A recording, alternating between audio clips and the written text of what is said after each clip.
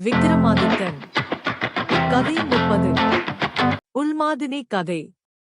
விக்ரமாதித்தன் திரும்பவும் முருங்க மரத்தை அடைந்த வேதாளத்தைக் கட்டிப் பிடித்து தன் தோள் மீது சுமந்து கொண்டு கிளம்பினான். மகாராஜனே, ஒரு கதை சொல்கிறேன் கேள் என்று சொல்ல ஆரம்பித்தது. கங்கை கரையிலே கனகபுரம் என்ற நகரம் ஒன்று இருந்தது. அங்கே வாழ்ந்த மக்கள் எல்லோரும் தருமவான்கள். அவர்களுக்கு யசோதனன் என்ற அரசன் இருந்தான். அவன் தயாள குணம் உடையவன். பக்கத்து நாட்டைக் கவர்ந்து கொள்ள வேண்டும் என்று அவன் நினைத்ததே இல்லை. சாஸ்திரங்களை நன்கு அறிந்தவன்.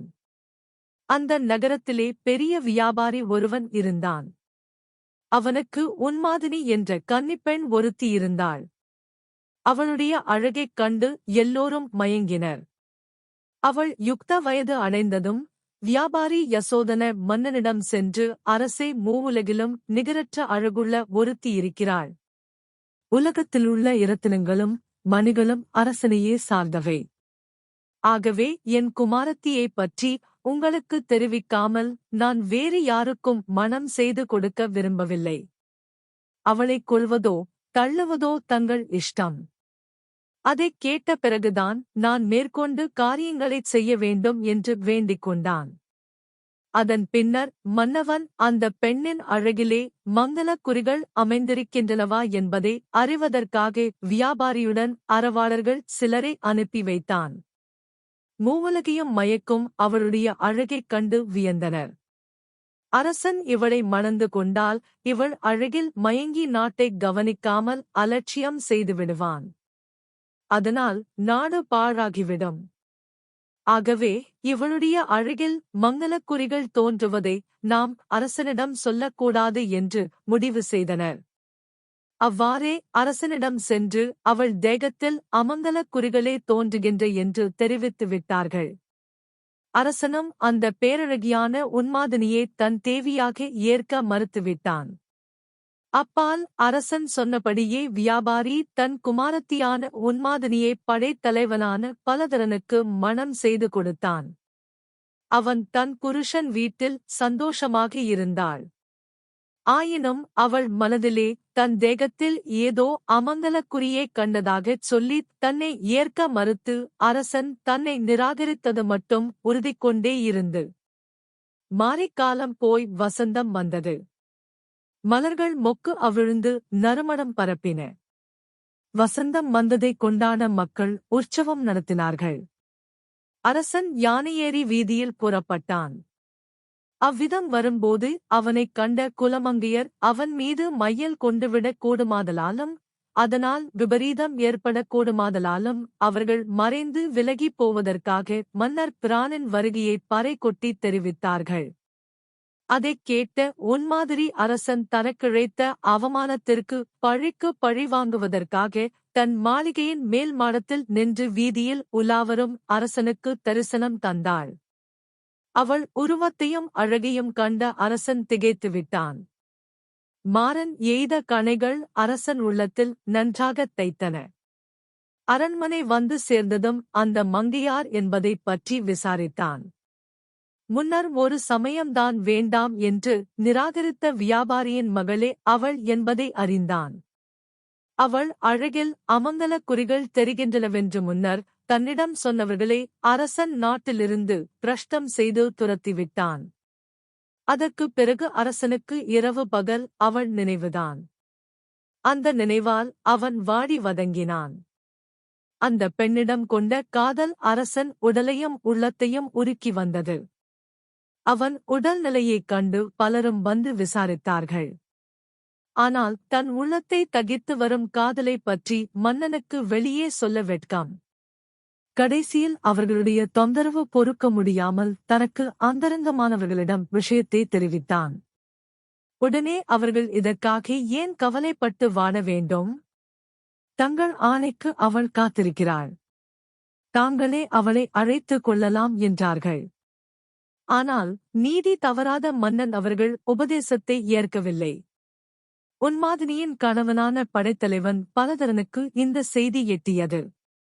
மன்னனிடம் அத்தியந்த ராஜபக்தியும் விசுவாசமும் உடைய அவன் அரசன் காலில் விழுந்து சொன்னான், மன்னர் பிரானே, இந்த அடிமைப் பெண்ணைத் தாங்கள் அடிமைகளுள் ஒருத்தியாகவே தாங்கள் கருத வேண்டும். வேறு ஒருவன் மனைவியாக கொள்ளக்கூடாது. நானே அவளை மனமார அர்ப்பணம் செய்கிறேன். தாங்கள் அவளை ஏற்றுக்கொள்ள வேண்டும், இல்லாவிட்டால் அவளை கோவிலுக்கு தானமளித்து விடுகிறேன். குலமங்கையரை அடையும் தோஷம் அப்போது ஏற்படாது. ஆகவே தாங்கள் அவளை தாராளமாக ஏற்றுக்கொள்ளலாம். இவ்விதம் படைத்தலைவர் திரும்ப திரும்ப வற்புறுத்திச் சொன்ன போதும் அரசன் கோபம் கொண்டு அதற்கு இணங்க மறுத்துவிட்டான். அரசனாக உள்ள ஞான அறநெறியை விட்டு விலகினால் அப்பால் யார்தான் அதை பின்பற்றுவார்கள்? இந்தக் குற்றத்தைச் செய்யும்படி என்னிடம் விசுவாசமாக உள்ள நீயே தூண்டுதற்கு உனக்கு எப்படித்தான் மனம் வந்ததோ? இதனால் க்ஷண நேரச் சந்தோஷம் உண்டாகலாம், ஆனால் நிரந்தரமாக இம்மையிலும் மறுமையிலும் பெருங்களங்கத்தை இது உண்டாக்கிவிடும். அன்றி நீ உன் மனைவியைத் துறந்தால் நான் உன்னை சும்மாவிடமாட்டேன். பெண்களின் கற்பை அவ்வளவு எளிதாகக் கருதி நடந்தால் உனக்கு நிச்சயம் தண்டனை கிடைக்கும். ஆகவே சாவே இதற்கு ஏற்ற மருந்து. இவ்விதம் அரசன் தன் படைத்தலைவனின் கோரிக்கையை உதறித் தள்ளிவிட்டான். இவ்வாறே நாட்டு மக்களும் மந்திரிகளும் வேண்டிக் கொண்ட போதும் மன உறுதியுடன் ஒரே நிலையில் நின்று அதை மறுத்தளித்து விட்டான். எனினும் காலக்கிரமத்தில் அரசன் உள்ளத்தையும் உடலையும் அரித்து அந்த மோக நெருப்பு அவன் உடலை கடைசியிலே நீராக்கியது. அரசன் இறந்த பிறகு உயிர் வாழ மனம் பெறாத படைத்தலைவனும் தீக்குளித்து உயிர் துறந்தான். இவ்விதம் தன் கதையை முடித்த வேதாளமானது விக்கிரமாதித்தனின் தோளிலிருந்தபடியே அவனை நோக்கி, மகாராஜனே, இவ்விருவருள் யார் சிறந்தவர், அரசனா படைத்தலைவனா என்று கேட்டது. இவ்விருவருள் அரசனே சிறந்தவன் என்று பதிலளித்தான் மகாராஜன். இதைக் கேட்டதும் வேதாளம், அது எப்படி? தன் மனைவியின் பெருமையை நன்கு அறிந்த படைத்தலைவன் அவளிடம் மோகம் கொண்டிருந்தும் ராஜ விசுவாசத்தால் அவளை அவனுக்கு அளித்தான். அரசன் இறந்த பிறகும் தன் உயிரை மாய்த்துக் கொண்டான். அரசனோ அவளைப் பற்றி நன்றாக அறிந்து கொள்ளாமல் அவளை ஏற்க மறுத்தான். அவ்விதம் இருக்க படைத்தலைவனைக் காட்டிலும் அரசன் எப்படி உயர்ந்தவன் ஆவான் என்று கேட்டது. விக்கிரமாதித்தன் அதைக் கேட்டு கலகலவென்று சிரித்தான். நீ சொல்லுவது உண்மைதான், ஆயினும் எஜமான விசுவாசங்கொண்ட படைத்தலைவன் நடத்தையில் சிறந்த அம்சம் என்ன இருக்கிறது? வேலைக்காரர் தங்கள் உயிரையும் கொடுத்து எஜமானர்களைக் காப்பாற்ற வேண்டும் அன்றோ? ஆனால் அரசர்களோ மமதையால் பருத்து வளர்ந்தவர்கள். பதவியாலும் அதிகாரத்தாலும் அவர்கள் பார்வை மறைந்து போகிறது. போகத்தைப் பற்றிய எண்ணம் எழுந்துவிட்டால் அறநெறியையுங்கூட உதறிவிடுவார்கள். அவர்களுக்கு நிழல் கொடுக்கும் குடையும் அவர்களுடைய குற்றங்களை மறைத்து நின்று அவர்களுக்கு புகலிடம் அளித்து காப்பாற்றிவிடும்.